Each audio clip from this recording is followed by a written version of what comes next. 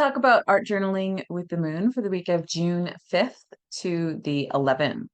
This week, the moon is in the waning phases. We're just leaving a full moon in Sagittarius that happened on Saturday.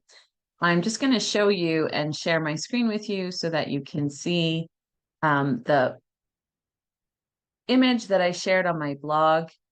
You can see this every week. I update this every week on Sunday, and it gives you an idea of the phases that the moon is going through for the week. Also, the astrological signs that it will be moving through, along with the different relationships that the moon will be having with different planets. Now, the important thing about the relationships that the moon is having with different planets is the moon tends to reflect energy down towards us from the cosmos. So if it's having a relationship with Saturn, it's going to draw down the energy that Saturn is in. So depending on what condition the planet of Saturn is in and what kind of relationship the moon is having with Saturn, will give us a different feel or a different flavor for that day. This week, what I thought was interesting about the moon was the relationships that it was having with Venus and Mercury. So I want to highlight those two relationships for a moment, specifically because Venus is moving into the sign of Leo. So when Venus was in the sign of Cancer, anytime the moon was having a relationship with Venus, it was drawing down that Venus in Cancer energy. But now that Venus is moving into the sign of Leo, it'll be drawing down that Venus in Leo energy.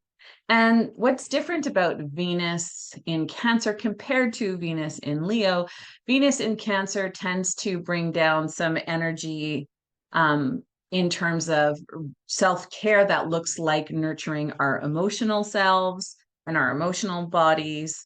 And it also caretakes other people or expresses love by caretaking and nurturing.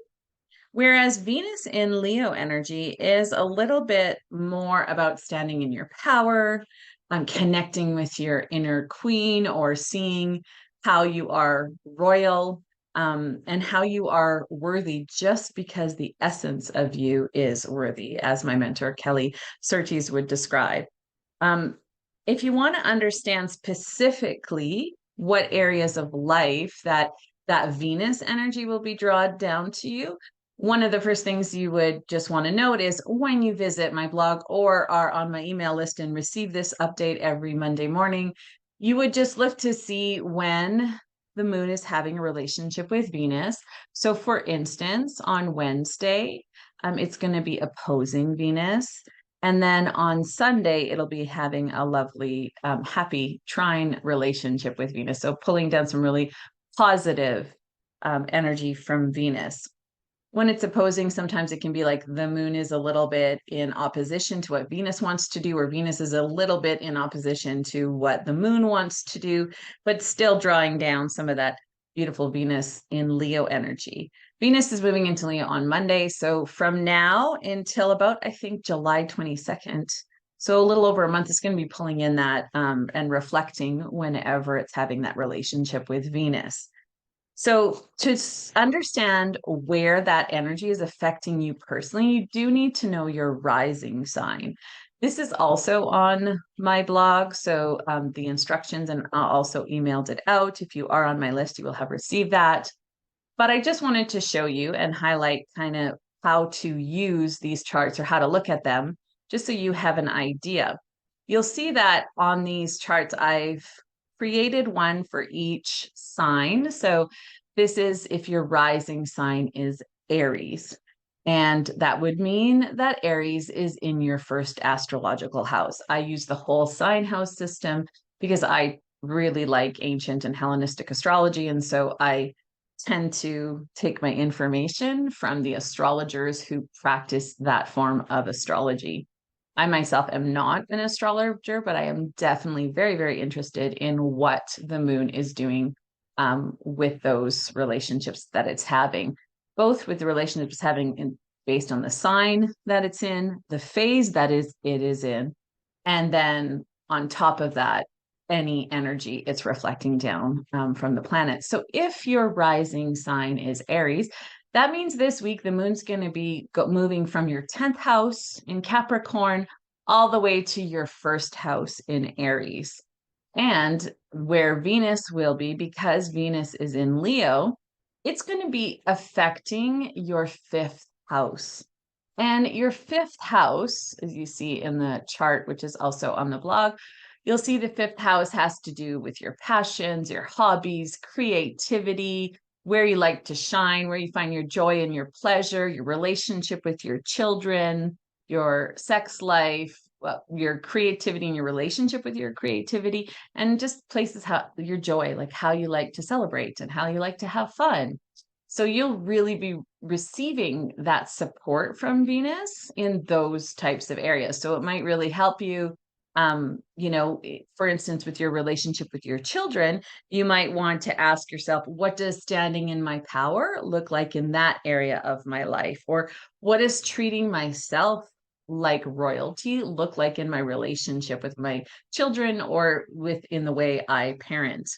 That also, you can think of it in terms of your hobbies or your creative projects. So if I was to look at my creative projects, what would standing in my power look like in that department? And if I'm really honest with myself, because Venus really wants you to be honest with yourself about what you desire and trust what you desire, really trust your heart's callings, your soul's callings. So if I'm honest with myself, what do I deeply desire in this area of my life? So that would be where that Venus energy for the next month is going to be affecting you if your rising sign is Aries. But just to give another example so that you can see the difference or what that might look like. If your rising sign is Taurus, the moon is moving from your ninth house to your 12th house this week. And for the next month, while Venus is in the sign of Leo, you'll be receiving that energy in your fourth house. And your fourth house has to do with your relationship with your parents. It's the the foundations from what you were grown up in. So that which built you, your emotional foundations, your ancestors. It's also to do with your living situation and your home. So you can be bringing in or thinking or reflecting, especially in your art journal, just doing a little bit of being curious. Okay, what would that look like if I stood in my power more in my home, or more in whatever living situation I find myself in? Would I change the way my home looks? Would I be changing how I interact in my home? Or I be making different decisions in regards to my living situation? And also, what does treating myself like royalty look like in my relationship with my ancestors or in my relationship with my parents? And if I was honest with myself, what do I deeply desire in my relationship with my parents? Or what do I deeply desire in my relationship with my ancestors? Or what do I deeply desire in my relationship with my home and living situation? So, as you can see, it's helpful to understand your rising sign and getting a clue of, okay, which area of my life is that Venus energy going to affect me every time the moon has a relationship with Venus. I also want us to take a look at the Mercury energy that the moon is drawing down. So you'll see here this on Tuesday, the moon is having a lovely, happy relationship. The triangle there is the trine with Mercury. So it's drawing down that energy of Mercury. And Mercury, even though it's not there this week, it'll be moving there the next week. So it's something I want you to think about for the weeks ahead, is that Mercury's moving into the sign of Gemini. And it's doing that on Sunday.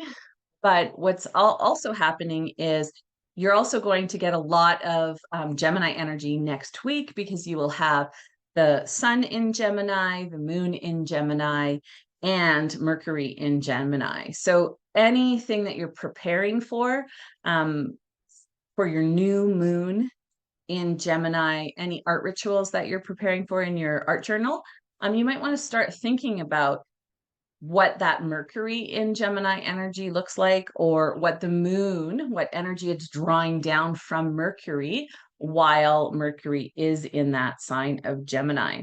So Gemini is brings a lot of air energy, especially at the new moon when there's going to be so many like when there's going to be the sun, the moon, and Mercury in Gemini.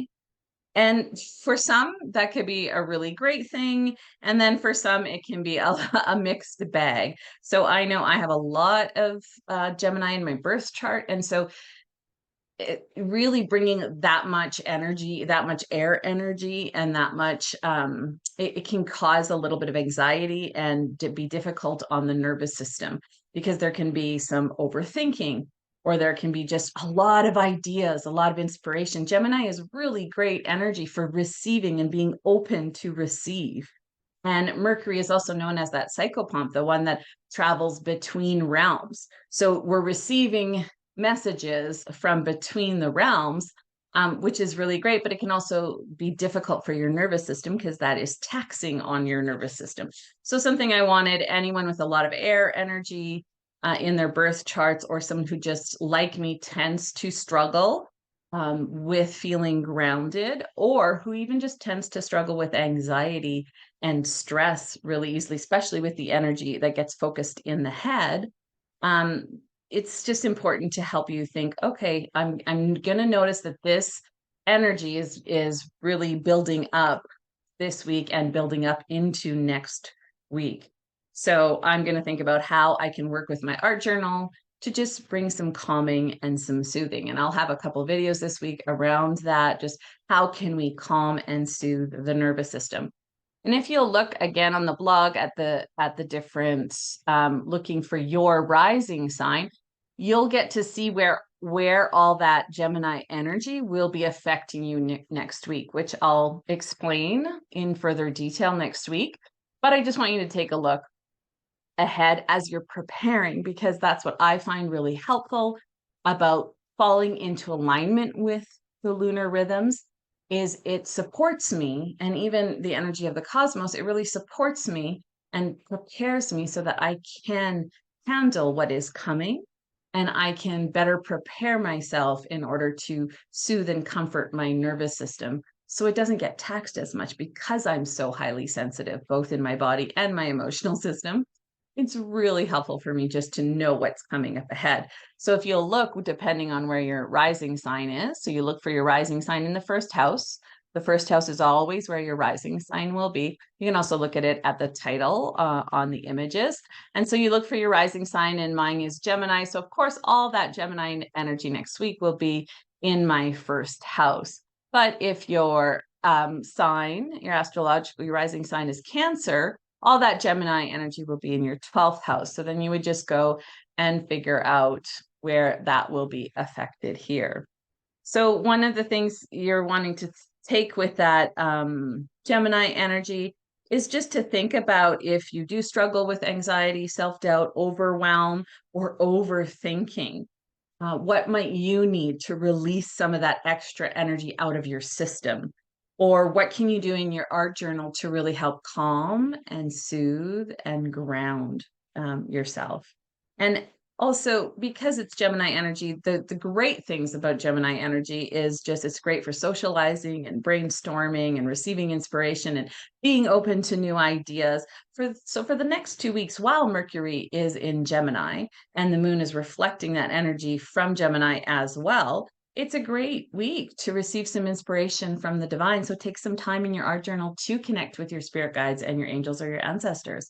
It's a great time for doing that. So I hope you enjoy your art journal with the moon this week and take advantage of all the healing and magical opportunities that are available to you.